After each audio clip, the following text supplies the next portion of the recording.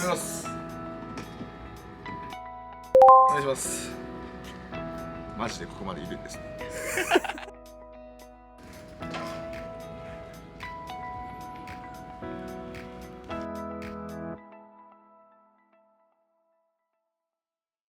毎朝これぐらいですかねちょっと早いぐらい。そうです。フライク勤めて2年目の時に福岡に来てここに住みました。そうですね、9分ぐらい、10分かかんないぐらいですね。もう圧倒的に電車より早いですね。いや、最初は一悶着ありましたよ。福岡行くってなった時、嫁も熊本で仕事してたんで、最初は仕事辞めなんじゃんみたいな抵抗ありましたけど、まあ辞めても大丈夫じゃねってなって、もう抵抗なく来ましたね。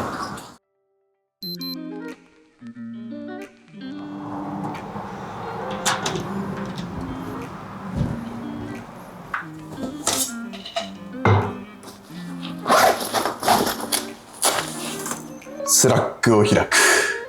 スラックを開いて、基本溜まってはないんですけど、昨日やり残したこととか、昨日終わってから溜まったものを消化していくっていうのが私の一番最初ですね。やらないといけないことも打ち合わせとか作業とかあるので、それの整理をやっていきますね。昨日は12時ぐらいに帰りました。ただ土日は家族にフルコミットっていうお約束をしてるので、土日はもう全部ご飯作るところからお風呂入れるところまで全部私がするっていう感じです。なったのが2年前とかですかね。2023年だと思います。自分もびっくりですし、じゃあ執行役員として何かできてるのかみたいなところでいくとちょっと分かんないですね。ないですね、あんまりそういうのは。むしろ盆とか正月とか休むためにちゃんと調整してトラブらないように、不具合ないようにで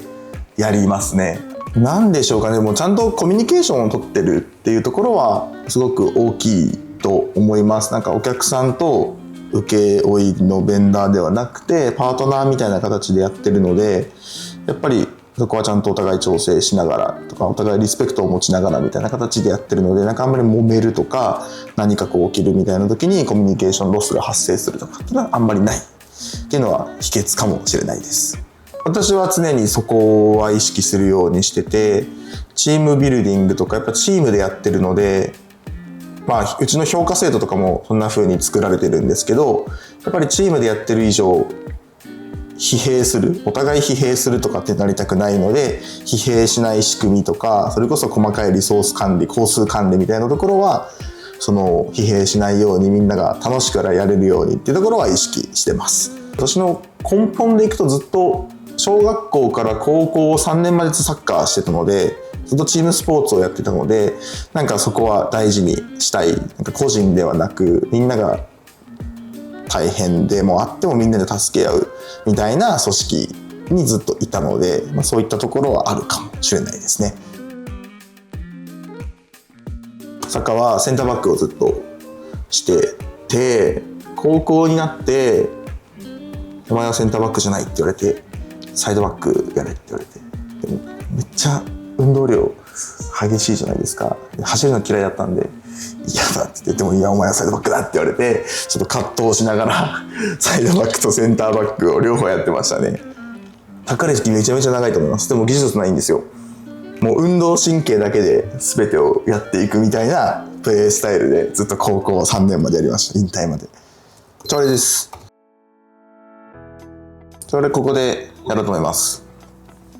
そうです。15分ぐらい。お茶ーす。絶賛撮影中でございますので、密着動画頭数に来るパターンと秒追加の時はここに来るパターンみたいなので、なんかいろいろ混在しとって、さらになんかそこのロジックの違いで、ここに入れた時にここに戻ったりここに戻ったりしてたみたいなのがあって、結果的になんかいろんなところでいろんな要望をもらっとるけん、何がせいやねんっていうので、勝手に俺の中で999だったらここ、それ以外だったらここ、秒追加だったらここ、そうそれしかありえんよね。っていう感じで一旦修正はしたんだけど、いやもう本当にマジでもう北海道に行ってて、でスノーフレークのイベントが東京であるから、そこから東京に行き、で17時便だったんですよ。17時羽田。詳細画面って何です？ああ、その先に行く画面が消し込み画面ですね。あ、OK です、OK です。ね、ボックスじゃないところに連携することになったので、実はボックスじゃないところに行きます。で、あとはこの請求書発行から2週間っていうのが入金の期日になるので、2週間以内にお客さんから入金があると、勘定系システムのところに入金の内容が入ってきますよね。君とアイドルプリキュアだったかな。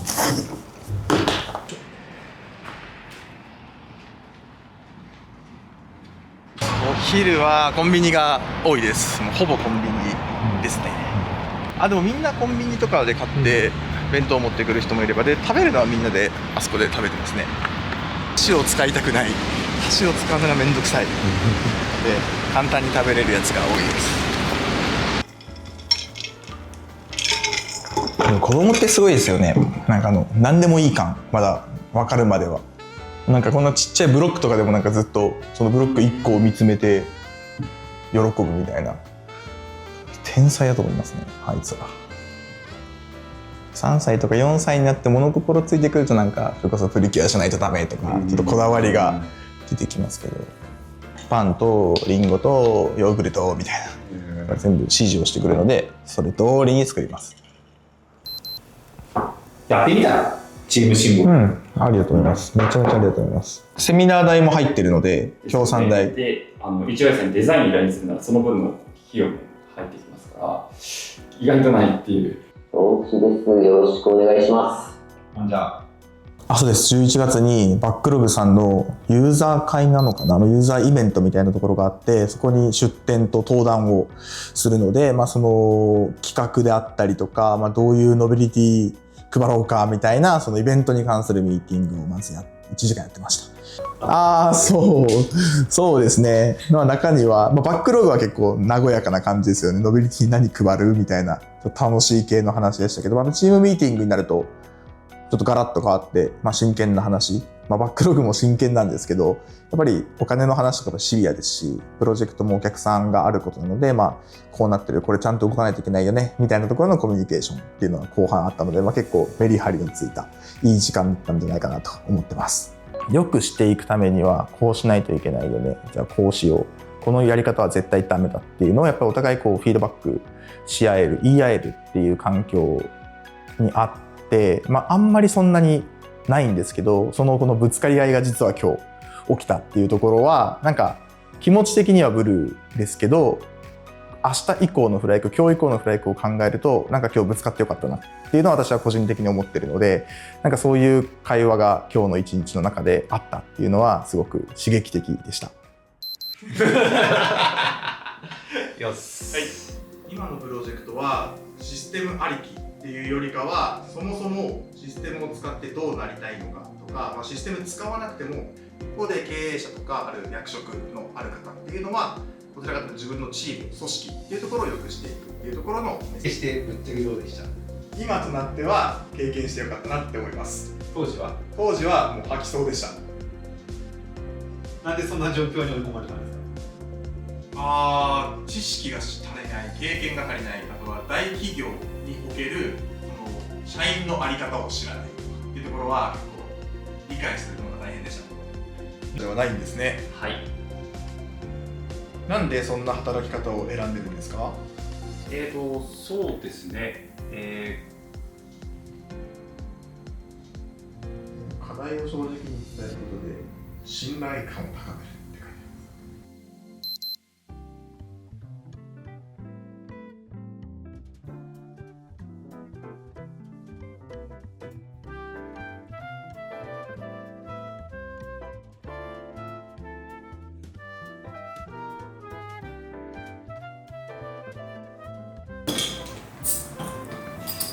お疲れ様です。炭酸水感ですね。いやいや爽快な、うんお酒は好きですね。ただなんか別に飲まなくてもいいんですよ。なんか飲まないとこう沼ちゃんみたいに嫌だとか寝れないとかはなく、飲めるんだったら飲むし、感じです。はいはい。こうしたいですね。家それです。そうですよね。こういうこれぐらい。モニター持ちでこんな。なんか解放されたみたいな、すっげえこう小さいスタートアップの自由な環境で今からやるんだっていうなんかもう解放されたの方が大きかったです。今考えると確かによう飛び込んだなっていうのは思います。まずやっぱ不安ってすごく大きいっていうのは自分も転職してすごく分かりますし、なんか何が不安かって私結構最初はそれこそ IT ツールがすごく不安